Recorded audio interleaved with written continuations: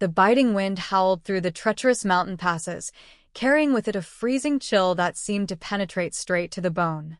The white expanse of snow stretched out endlessly in every direction, beautiful yet terrifying in its absolute isolation. Deep within this frozen wilderness, a small television screen flickered, casting a pale blue glow over a cozy living room where a young boy sat mesmerized. On the screen, a dramatic scene unfolded as a rugged actor faced the camera with sheer desperation in his eyes. He proclaimed to his companion that he did not know if they were going to make it out of this ordeal alive, noting that they had been entirely out of food for 3 whole days. He shivered, stating that the temperature must be 50 degrees below zero, and whispered in terror about the wolves whose eyes he could almost feel watching them from the shadows, just waiting for a perfect chance to strike. With a grim but determined look, he declared that they only had one single chance left, and they were going to have to fight their way out together. In the warmth of the suburban home, the illusion was gently broken. A woman walked into the room, her voice soft but firm as she called out to her son, calling him by name, Colin. She reminded him that it was time to go. The boy, still lost in the cinematic adventure, blinked and replied that he would be right there. His mother smiled faintly, urging him along because they truly had to depart. Outside the back door, a magnificent German shepherd stood waiting, his tail wagging with pure affection. The dog leaped up playfully, prompting the mother to laugh softly and tell the animal to get down. She playfully accused her son of putting the dog up to that display of affection. Colin looked up at his mother with pleading eyes, asking if they could please take the dog with them. His mother sighed, shaking her head as she explained that she had already said no. When the boy pressed further, asking why not, she gave him the answer that had become all too familiar, explaining that his father had said so. Colin muttered under his breath that the man was not his true father. He then turned his attention back to the loyal animal, patting his thick fur and telling him to stay there and be a good boy. He promised the dog that he would see him later, knowing deep down that this difficult arrangement was being forced upon them by the new man in the house. A short while later, the house was empty save for the quiet ticking of the clock. On the kitchen counter, a brief note left by the stepfather read that he would be home late and requested that the dog be fed. When the man finally arrived, he looked at the grand animal with cold disdain, calling him a stupid mutt as he set down a dish of food. The dog merely stared at him, refusing to touch the meal. The man sneered, mocking the animal, before turning around sharply as a sudden, unusual noise echoed from the darkness of the backyard. The next morning, a distinguished private investigator named Barnaby Jones arrived at the elegant estate. He was a man of great wisdom, warmth, and sharp intellect, possessing a natural charm that made people feel instantly at ease. He was greeted at the door by a polished woman named Claudia Elwood, who informed him that the mistress of the house, Laura Beecher, was not currently at home. Barnaby explained that he had an appointment, which his secretary had arranged the previous day. Claudia invited him inside, revealing that she was a law partner of the late Mr. Joseph Beecher and had stopped by to collect some important legal papers. Barnaby, representing the California Meridian Insurance Company, noted that Mr. Beecher carried several substantial life insurance policies, one of which named the law firm as a beneficiary. He mentioned that he was scheduled to meet with Mr. Dan Carson later that afternoon. Realizing Barnaby was an investigator looking into the tragic accident that had claimed Joseph Beecher's life, Claudia offered to show him exactly where the incident had occurred. As they walked out into the manicured backyard, Barnaby recalled the details of the police report. It stated that Mr. Beecher had returned home, prepared a dish of food for the dog, and walked outside, where he was suddenly attacked. The local authorities had officially ruled the attack as a terrible accident. However, Claudia hinted that she believed there was a far more sinister truth behind the tragedy. She pointed out that the dog, named Buck, had been exceptionally well trained by Laura's first husband, and that Laura possessed a unique, powerful influence over the animal. Claudia openly suggested that Joseph's death had left Laura an incredibly wealthy woman, an outcome that would have been impossible had they gone through with their planned divorce. Before the conversation could go any further, Laura Beecher herself appeared, her face pale with anger. She ordered Claudia to leave her house immediately. Claudia complied with a cold pleasure, but not before delivering a parting warning to Barnaby, stating that excellent watchdogs never attack unless they are expressly ordered to do so. Left alone with the investigator, Laura was joined by George Roswell, a loyal family friend who had served in the Air Force alongside Laura's late first husband, Ed. George was a steady, supportive presence, eager to protect Laura from the cruel accusations being thrown her way. Laura defended her marriage, insisting to Barnaby that while she and Joseph had experienced challenges, they were actively working through them and had never seriously discussed a divorce. Barnaby, with his characteristic folksy wisdom, shared an observation from an old preacher friend of his, comparing a good marriage to picking huckleberries in the glorious summertime, noting that the sweetest fruits always seem to be surrounded by the sharpest thorns. Turning to the technical aspects of the case, Barnaby explained that the insurance policy contained a double indemnity clause for accidental death. The core issue rested on the exact nature of Buck's training. If the dog had received formal attack training, the insurance company would not be required to pay the double amount. Laura firmly stated that her first husband had trained Buck purely to protect the family, never to be a vicious killer, and asserted that the dog had absolutely no history of biting anyone. When Barnaby asked to speak with young Colin, George informed him that the boy had spent the last 3 days at the animal shelter where the authorities were holding Buck. Barnaby drove to the county animal shelter, where the sound of barking dogs echoed through the concrete corridors. There he found Colin sitting quietly outside a large cage, his arms wrapped around his knees. Barnaby introduced himself gently, sitting down beside the boy. Colin was instantly defensive, crying out that he would not let anyone hurt his dog. Barnaby reassured him, speaking in a calm, soothing tone, explaining that he was merely there to find the truth. Colin insisted that Buck was a gentle soul and his only true friend, suggesting that his stepfather must have mistreated the animal to provoke any reaction. Their conversation was interrupted when an attendant informed Colin that his mother was on the telephone. While the boys stepped away, the shelter manager approached Barnaby with a heavy heart. He revealed that an official order had just been handed down to destroy the dog at noon the following day. The manager, who admired the animal, showed Barnaby how perfectly trained Buck truly was. He demonstrated a series of flawless obedience commands, showing how the dog would heel, stay, and come instantly on command. The manager remarked that for 3 consecutive years, Colin and Buck had won the grand trophy for the best obedience trained dog in the region. Barnaby pondered this, questioning whether a naturally friendly, highly intelligent dog could ever be secretly retrained to perform a lethal attack. The manager admitted that while it was highly unusual, an animal as intelligent as Buck could potentially be taught almost anything. Meanwhile, at the prominent law firm of Carson and Beecher, Claudia Elwood was frantically searching through the late partner's private office.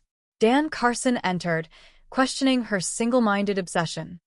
Claudia pleaded with him to unseal Joseph's private files, convinced that a newly drafted will was hidden somewhere within the room. Their discussion was paused when the secretary announced that Barnaby Jones had arrived for his scheduled appointment. Dan Carson greeted the investigator warmly, apologizing for the delay due to a lengthy court session. Claudia quickly departed, leaving the 2 men to converse. Dan admitted that Claudia was deeply shaken by Joseph's passing, explaining that Joseph had taken her under his wing 6 years prior, encouraging her to attend law school at night and helping her pass the bar exam. Dan confirmed that the corporate life insurance policy valued at $1 million was standard for a major partnership, and he fully understood why the insurance company required a thorough investigation. Later that evening, the tension escalated when Laura confronted Claudia inside the dark law offices. Laura accused Claudia of breaking into her life like a common thief. Claudia fiercely retaliated, claiming she was searching for the ultimate proof that Laura had a motive for murder. Laura laughed bitterly, suggesting that if anyone had a reason to harm Joseph, it was Claudia, characterizing her as someone who had been strung along by false promises. Claudia coldly reminded Laura that it was her dog that had committed the deed, and that no one else possessed the knowledge required to command the animal to strike. Seeking more clarity, Barnaby visited the quiet suburban neighborhood where the family had previously lived. He spoke with Mrs. Mary Wiley, a kind neighbor whose family had known Laura for over 7 years. Mary confirmed that Laura and Colin had been at her home on the night of the tragedy, arriving before 6 o'clock and staying past 10. However, Mary's young son, Jimmy, let slip a crucial detail. He revealed that on that specific night, Colin had been incredibly angry about something, leaving the house abruptly before dinner was even served. Mary softly explained to Barnaby that Laura had married Joseph in hopes of providing financial stability and a strong structure for Colin, but the boy had utterly rejected his stepfather, leading to terrible arguments within the household. She also revealed a tragic piece of family history. Laura's first husband, Ed, had tragically drowned during a fishing trip years ago, an outing intended to cheer Colin up after learning they could not take Buck with them to an overseas job. Colin and the dog had miraculously survived the boating accident, forging an unbreakable bond. As the investigation deepened, Barnaby returned to the Beecher residence, where he found Laura and George Roswell waiting. Laura expressed her frustration with the ongoing inquiries, stating that she no longer cared about the double indemnity clause and was willing to waive the extra money just to find peace. Barnaby gently countered, explaining that his concern had shifted from a mere insurance technicality to a question of absolute justice. He stated that he could not believe a loving dog like Buck would turn violent without a specific trigger. When he pointed out that the timeline placed Laura and George together on the night of the attack, George admitted that they had been completely alone together, hiding the truth initially to avoid fuel for Claudia's wild accusations. Suddenly, word arrived that Colin had broken into the animal shelter and escaped into the vast hills with Buck. Knowing the terrain well, the boy and his dog were now braving the freezing night air.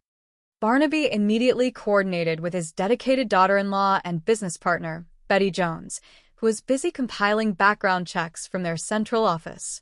Betty informed Barnaby via telephone that George Roswell was facing severe financial ruin, and his large housing project had only been saved from bankruptcy the previous day when Laura agreed to completely underwrite it using her newly acquired wealth. Furthermore, Betty uncovered an extraordinary piece of information regarding Claudia Elwood's background.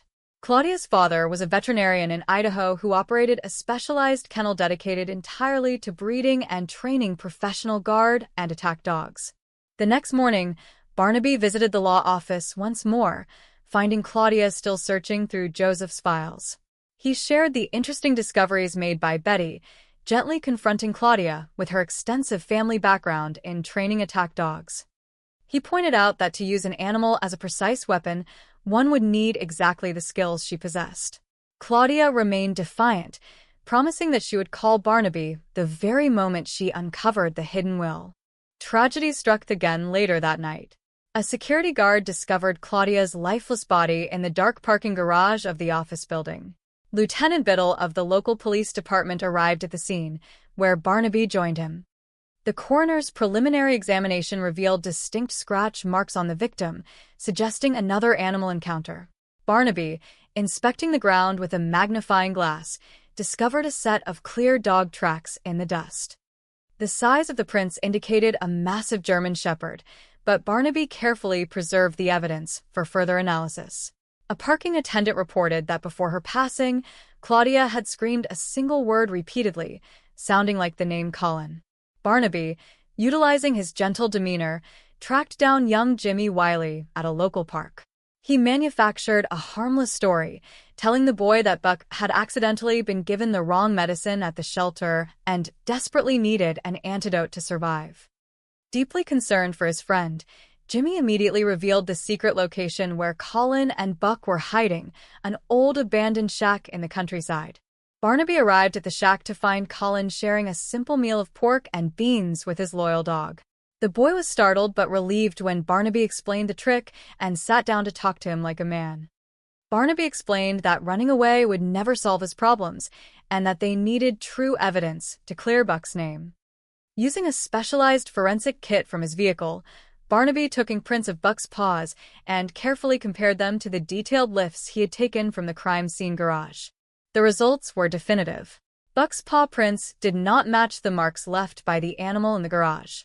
Barnaby smiled warmly, explaining to the overjoyed boy that this proved there was an identical German Shepherd being used by the real culprit. He assured Colin that it was time to go home. Returning to the Beecher home, Barnaby presented his findings to Laura and George. He explained that Joseph, who was naturally terrified of dogs, would never have stepped into the backyard for any animal other than one he firmly believed was Buck.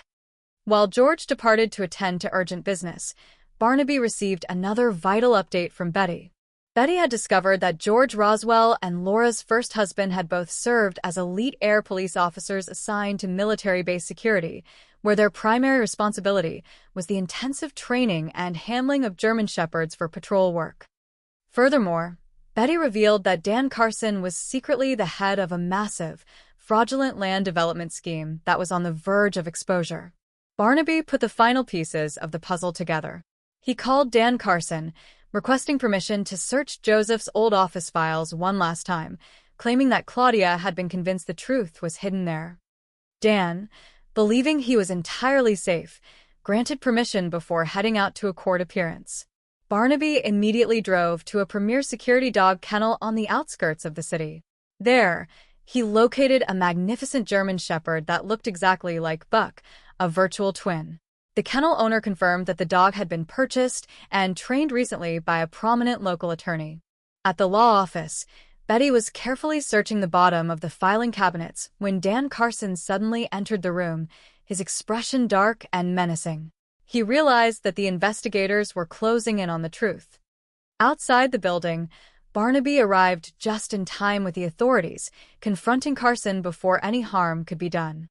The identical dog was secured, and the true villain was brought to justice. Sitting back in his comfortable office later that afternoon, Barnaby explained the entire conspiracy to a relieved Laura and a proud Colin. Dan Carson had been running a massive financial swindle. Joseph Beecher had discovered the evidence and hidden it securely in an envelope taped underneath a filing drawer. Carson had trained an identical dog to eliminate Joseph, framing Buck for the crime.